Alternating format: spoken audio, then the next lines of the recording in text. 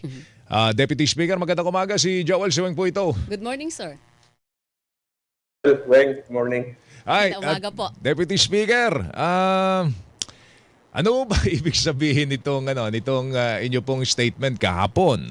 Ano ba ibig sabihin ng conscience vote, Deputy Speaker? Well, ang conscience vote namin is papayagan namin ang mga members namin na bumoto alinsunod sa anuman ang kanilang pananaw at anong paningin nila. Alam niyo itong impeachment na to, sa nakaraang impeachment sa 19th Congress, marami sa mga miyembro ng NUP ang very active yung unang privilege speech na tungkol kay VP Sara ang nagbigay nun si Congressman Valeriano, miyembro namin. Yung mga medyo active doon sa Quadcom natin, si Congressman Benny Abante was co-chairman, miyembro namin. Yung pinaka-active na nagtatanong, the late Congressman Acop, miyembro rin namin.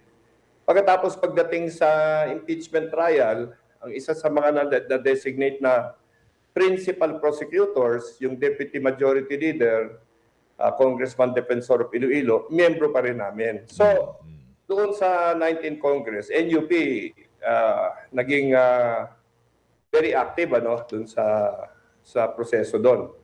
Ngunit yung proseso ngayon, hindi dumaan yun sa committees. Ang nangyari, nagbotohan, 200 ilan yung bumoto para iakyat na kaagad yan sa Senado. Ang ibig lang sabihin noon, yung pagdiin ng mga ebidensya, pag isa-isa ng lahat ng mga ipipresenta, doon na sa Senado gagawin. Ang problema noon, hindi natuloy yun. So ngayon, ito na naman tayo, bumalik na naman itong mga complaints sa Congress, at ang desisyon naman ng liderato ngayon is ilagay sa committee. So magkakaroon tayo ng maraming committee hearings. Ito na naman, yung isang vice chairman ng Justice Committee, miyembro na naman ng NUP. So nag-usap-usap na yung mga ibang miyembro namin dahil sa totoo na lang, mayroon mga iba dyan na parang hindi na masyadong pabor sa prosesong nangyayari ngayon na sabi nila, natapos na ito, wala naman nangyari. May iba naman na talagang madiin pa rin na nagsasabi na dapat panagutin yung Vice President natin. So dito sa usap-usapan, at least yung mga nakausap ko personal, ang naging usapan namin, nakaramihan naman sila ng partido, is hintayin na lang yung ebidensya dahil total, nandito tayo sa prosesong magkakaroon ng hearing. Tignan natin kung anong mangyayari dito. Pero marami sa kanila nagsasabi, pagka hindi bagong ebidensya na malakas yan, baka mas mabuti wag na lang ipaakyat sa Senado yan dahil baka ma-acquit rin lang doon. Sayang lang ang gagawin dito sa Kongreso. So yun ang sitwasyon namin ngayon. Okay, ano lang Deputy Speaker, kasi ang sinasabi, hindi naman talaga lubusang nahimay yung mga bintang laban po sa ating Vice Presidente dahil nga hindi nga natuloy sa trial. At talagang binasura po ng Korte Suprema because of its unconstitutional nature. Pero ngayon, pagkakataon na mahimay yung bintang, magharap ng mga ebidensya. Sabi nga ng ating Vice Presidente, handa rin ako magharap ng aking ebidensya para patunayang mali ang mga akusasyon laban po sa akin. Ito pagkakataon na po yun. Kaya lang sinasabi nga, kung wala rin lang daw bago, parang wala naman, sa totoo lang, hindi naman talaga nabulatlat.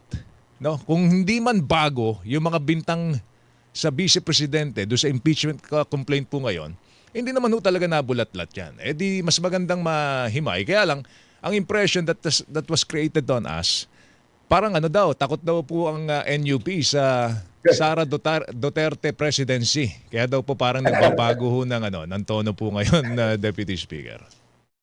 Ewan ko lang alam mo, matagal pa yung eleksyon. Siguro naman hindi kami matatakot. At sa tinagal-tagal ko dito, siguro At tinan ninyo, Joel, Opo. noong nagpresidente si FBR, ang pabor noon nung maaga ay hindi siya. Si Congressman Mitra, si Mr. Cojuangco, si Senator Defensor, si Miriam, sila ang mga nangunguna. Si ERAP lang sa lahat ng mga eleksyon natin ang nanguna sa surveys ng maaga na nanalo. sa eleksyon ni Pangulong Aquino, ni Presidente Arroyo na lang, tambak siya sa survey ni Fernando Poe. Si Pangulong Aquino, tambak siya sa survey ni Senator Villar. Si Presidente Duterte, tambak siya sa survey ni Senator Binay. Alam mo, sa history natin, yung mga nananalo sa survey ng maaga, hindi naman nananalo eh. Okay? Okay, opo. Bakit kami matatakot? Okay? Pangalawa, yung sinasabi namin bagong ebidensya, ito lang ha. Ang kasalanan sa paggamit ng confidential fund ay hindi mo gamitin para sa layunin ng confidential fund. Meaning to say, ginamit mo sa personal mo o sa ibang bagay. Ngayon, yung sinasabi namin smoking gun, kung meron makakasabi na nung nakuha yung pera, hinatid kay Vice Presidente, tapos ibinili niya ng kotse na nasa pangalan niya, yun, talagang maliwanag na maling paggamit ng confidential fund yun.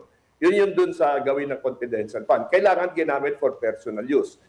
Wala yun doon sa Quadcom. Yung Quadcom ay matagal na mga investigasyon doon nung isang taon. Yun ang mga ginamit sa impeachment complaints Diba? Pero wala kaming nakitang gano'n, na ginamit talaga for personal gain. Yun ang pinakapunto dyan sa confidential fund. So Deputy Speaker, sa inyo pong mga pahayag ngayon, lumalabas na hindi kayo confident na malakas yung ebidensya laban kay Vice President Sara Duterte from the very beginning kung yung confidential fund misuse ang pag-uusapan. Then bakit niyo po sinuportahan yung nakalipas na impeachment complaint kung ganito ngayon ang inyong argument? Well, unang-una, wala ako sa 19th Congress Wing. So, hindi ko alam ang base nila sa pagdesisyon nila noon. May mga salita na meron daw AMLA report about her bank accounts na hindi linabas. Okay? Hindi ko alam, baka yun. Kaya kung yun talaga yun, ilabas nila ngayon. So, yan ang ibig ko lang sabihin. Kasi kung kasi pareho lang naman yung mga magiging tanong at ang mga diskusyon, di yung buong record ng Quadcom, i-adapt na lang ng Justice Committee, ibalik na lang ulit doon para hindi na ulit-ulitin lahat ng mga tanong na tinanong nila na pagkatagal-tagal ng panahon. Diba? Para makamenos tayo ng oras na igugugol dito sa prosesong ito. Pero ano yan parang ginigiya lang namin ang committee natin kung saan sila makakatutok. No? Wag na yung mga dating alam na ng tao dahil at kung lalong-lalo ko hindi patungo sa vote of guilty. Doon sa bawa sa mga death threat na sinasabi nila. Meron naman mga components sa batas kung ano yung real death threat. No? Sundin na lang nila yung mga patakaran sa batas natin kung ano yung mga elements ng mga ganon.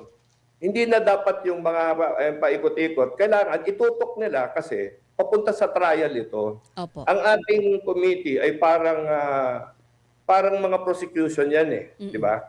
Sila yung naghahanda ng kaso para pagdating doon sa korte or sa impeachment court in this case, guilty ang magiging akusado dahil sa kanilang mga ebidensya. Yun lang yun. Ang sa amin kasi, yung unang sistema na 1/3 ng votes ipapadala kaagad sa Senado, parang dahil nga na-strike down ng Supreme Court yan at sinasabi nila, bagamat political process ito, kailangan may legal features ito. It must follow legal processes.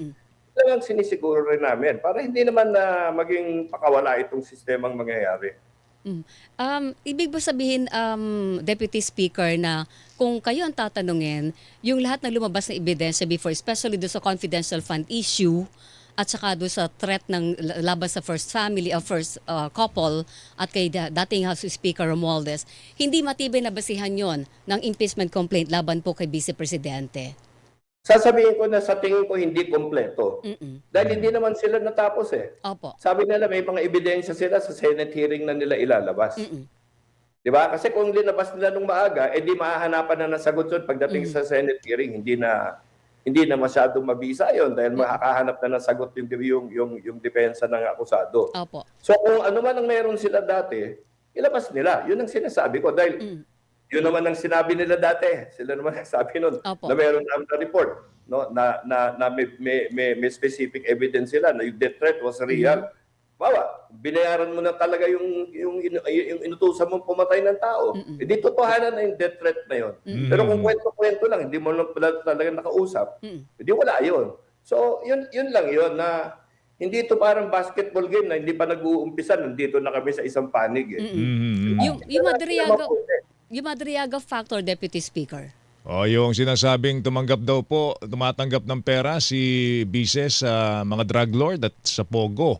Naku, grabe yun. Yan pa'y... Grabe yun. Kung totoo yun, that's a real betrayal of trust, di ba? Labas nila.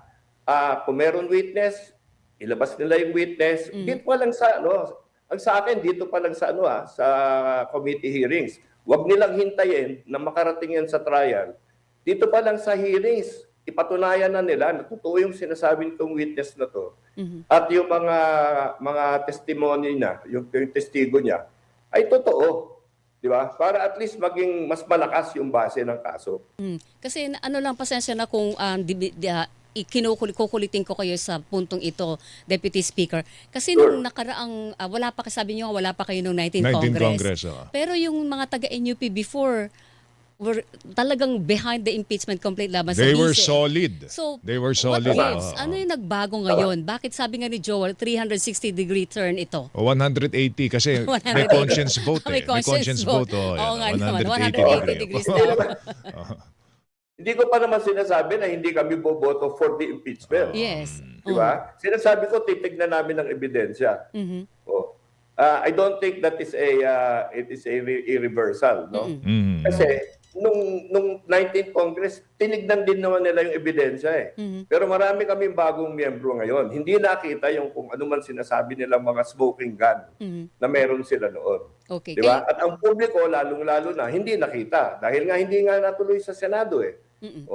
So I think para sa peace of mind ng lahat at para maniwala lahat ng ating mga kababayan na hindi ito talagang labang politika lang na ginagawa ng administrasyon, labas natin yung tunay na ebidensyang meron tayo. Ganon. Di ba? Pero ano yan, yung NUP kasi, nagboboto rin kami kung magkakaroon kami ng common party stand. Kasi pag nagka-party stand kami, pag hindi ka bumoto, you have to leave the party. Okay? Kaso ngayon, wala pa kaming unanimity. Hindi pa nagkakaisa lahat. Kung may mga isa, dalawa, tatlo na lang naiiwan na hindi naniniwala sa party stand, kung isa nakukumbinsi na lang namin yon para nagiging solid kami. Pero on this one, sa ngayon, sinasabi ko, hindi pa. Okay. Ilan kayo sa NUP Deputy Speaker? Kung mamarapati yung bigyan kami ng bilang. Namatay kasi si Congressman Acop, pero may magkaka-election ulit. Baka mabuo ulit yung aming 43. 43. All right. Ang tanong ko lang, ito kasi ito matagal ko nang tanong sa House of Representatives, Weng. Kasi nalalagay sila sa dambana ng pagtingin ng tao ngayon dahil nga ang sentro ng kontrobersiya do sa flood control ay nasa House of Representatives, do sa mga kontratista, di ba? Congressman na kontratista at the same time Deputy Speaker. Wala bang ginagawang hakbang ang pamunuan, ang liderato po ng House para silipin ang veracity nito? Kasi marami ng mga nalalantad na mga pangalan. Pero it seems sa publiko parang walang ginagawa ang House of Representatives para ito'y linisin o ito'y ayusin. Meron bang ganong pagtatangka na alamin ang katotohanan dito sa mga congressman na kontratista, may kontrata sa gobyerno pero nagsisilbing kongresista sa House of Representatives, Deputy Speaker? Nung nag-iimbestiga dati yung committee sa Congress, nasabayan ng investigasyon sa Senado ni Senator Ping Lacson. So napasya sa Congress natin, sa House of Representatives, na isa na lang dapat nag-iimbestiga para hindi palundag-lundag yung mga witness sa dalawang kamara. At mukhang naniniwala kami lahat sa Congress, lalong-lalo ng NUP, na ang investigasyon ni Senator Lacson sa Blue Ribbon ay totoo, very qualified, very thorough, at dapat paniwalaan ng lahat. Kaya naging decision ng Speaker at the time, wag na munang tumuloy yung Congress, iwan na muna natin kay Senator Lacson para talaga matutukan ng mabuti. Pangalawa, yung NUP, nag-file kami ng batas dito sa nakaraang linggo na maban na 100% yung contractors. Meaning to say, Kung nandiyan ka sa Kongreso, at ito pinalalagay, may rekomendasyon kami sa leadership natin, sa Speaker at sa Majority Leader, na ilagay na ito sa House Rules. Para hindi na namin hintayin pa maging batas ito, no? Na kung kung congressman ka, bawal magkontrata kahit sino sa pamilya mo. Kahit sino. Hanggang 4th degree of consanguinity, ibig sabihin, or affinity, ibig sabihin, hanggang mga pinsan mo. No? Hindi talaga pwede. Ang aming thesis, either kontratista ka or nagsisilbi ka sa gobyerno. Cannot be both. Wala na yung mga ibagdadivest, bibenta yung mga shares, wala nang ganon. Kunya-kunyarian lang kasi yun eh. Kunya-kunyarian lang yun eh. Panukala po na ipasok sa House Rules o panukalang batas? Paano po Pareho. ito? Okay. Pareho. Oo, Ano na para po ang habang hakbang? naghihintay kami na maging batas yan sa House pa lang, ginagawa naming act which can result in expulsion. Yung may malaman, may patunayan na nagkontrata kahit sino or kamag-anak mo sa House, no? Tapos sana maging batas yan. Pero dadaan pa siyempre sa Senado, kay Pangulo yan. Pero yung dito sa House namin, pag tinanggap ng House yan, tapos na yan. Dito pa lang, implement na yan. Nasaan na po yung proposal ninyo sa rules? Nasa Rules Committee ngayon, ang panukalang ito ay pinirmahan ng halos lahat ng NUP members, no? Kaya lang, Alam namin may mga lakas members, may mga party list na gusto rin sponsor nitong batas nito. kaya lang meron lang akong ano ba 'yon? Hindi ako kumpiyansa doon, Deputy Speaker, pasensya na po kasi kahit sa Ethics Committee nga parang ang hirap magpato ng parusa eh. Yung pa kayang biglang i-expel mo sa House of Representatives o patatalsikin ang isang kongresista na kontratista. Ang sinasabi mo, Weng, para walang pag-asa kung meron mang ganyang klase ng Masusunod po ba talaga ito, Congressman, Deputy Speaker? Well, makikita natin pag napasa yan, Pero sa totoo lang, yung Ethics Committee kasi, siyempre, it deals in general misconduct. Walang specific Yes. Walang specific na offense na binabanggit. Pero ito, very specific ito. Pag may kontrata na napakita na kapatid mo may kontrata, yan ang clear ground already for expulsion. Tama yung sinasabi mo, halos never nag-expel ng member or Correct. suspinde, meron Pero kasi dahil kasi yung mga offenses na nakalaan sa aming house rules, hindi tutok hindi specific, no? So general 'yon, kaya in cases of doubt, siyempre pag may mga trial na ganyan, you rule in favor of the accused kasi may presumption of innocence ka. Pero ito walang sa panukalang pinasok namin, walang two ways of interpreting it. Pag ikaw nandiyan sa Kongreso, nakaupo ka dyan, may kamag-anak kang nangontrata, kahit saan, hindi lang sa Kongreso, sa Public Works, kahit saan, basta gobyerno, Opo. hanggang Medyo marami-rami yung matatanggal sa Congress kung ma-adapt ng 67 rules daw ito. po kasi yan eh. 67 Kontratista. kontratista daw po yan, Deputy Speaker. Baka nga nadagdagan pa eh. Natatawa kayo. baka yung katabi nyo po sa... Baka katabi nyo yung kontratista rin. Hindi tayo pwedeng gumawa ng batas ngayon na tatamaan yung ginawa mo kahapon. Kailangan ito, forthcoming. Forthwith, ganun. Oo, tama. Fourth week nga po yan. We should put pressure siguro sa Rules Committee para May-adapt Sa totoo lang, mai-adapt mga na, di ba? 130 na yung sumang-ayon dyan. So, kulang na lang kami ng konti pa, majority na kami. Alright. Adoption Deputy sa Speaker, Senate. salamat ha. Mag-ingat Sir, thank ka. you. Good Always. morning. Thank you. Good morning to you. Thank you. Si Antipolo City 1st District Representative Ronaldo po na siya po ang Deputy Speaker ng House of Representatives. Weng, ganda nun. Di ba? Oo. Ma-adapt sana ng Pero Kamara. maliban doon, dapat gawin na siyang batas para hindi lang pang House of Representatives. Kaya lang, Gawin mo siyang Oo. pang national government kahit pa sa local. Kaya lang malilimitahan ang dapat ang lahat ng mga kontratista natin na legit, walang kamag-anak sa gobyerno. Kaya nga, yun. Parang sa political dynasty issue pa rin yan, di ba? Mga kapuso, na masalimuot at hindi ko alam kung Pwede bang magkakaroon tayo ng tunay na anti-political dynasty law. Pwede bang may ganun ang Kamara, wala ang Senado? Hindi naman patatalo ang Senado doon, di ba? Paiiwan ba kayo mga senador? Mga senador, Hindi. Pinariringgan kayo ni Weng, Standby lang mga kapuso, magbibigay tayo sa ilang mga paalala. Oras po dati, alas 8:30. Radyo na, TV pa. labanan ng fake Dapat news. totoo.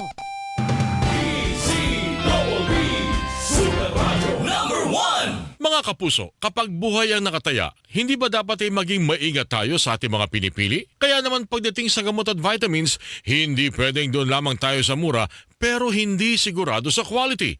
Tandaan, ang kalusugan, lalo na ng ating pamilya, ay mahalaga. Kaya paalala ng Unilab, piliin ang may quality.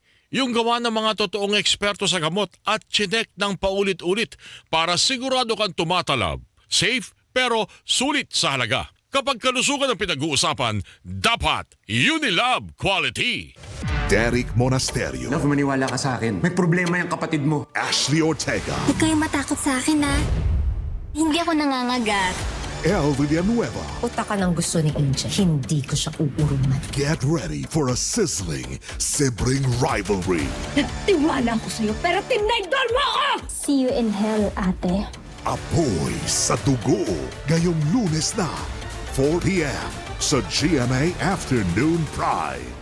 Kafanalo! Ngayong 2026, mas malakas ang dating kung alam mo ang responsible gaming. Dapat fun at katuwaan lang, hindi ka buhayan. Naglalaro sa tamang oras tulad ng break time, free time, hindi all the time. At sa budget, dapat always nakaset. Mas fun ang laro pag may tamang pahinga, limit at control. Paalala mula sa Pagcor and Mega Fanalo. Fun dito. For more details, visit megafanalo.com/responsible-gaming or pagcor.ph/regulatory o mag-email sa responsiblegaming@pagcor.ph. Gambling is for 21 years old and above only. Gambling can be addictive. Knowing when to stop. What if your phone could be your front row seat? Playtime Entertainment launches PT Idol, Singers, hosts, dancers, performances you don't want to miss. Wonderful moments are here. where talent takes the spotlight. Search PT Idol on TikTok and follow today. Playtime Entertainment. Born for happiness. Playtime Entertainment. Born for happiness.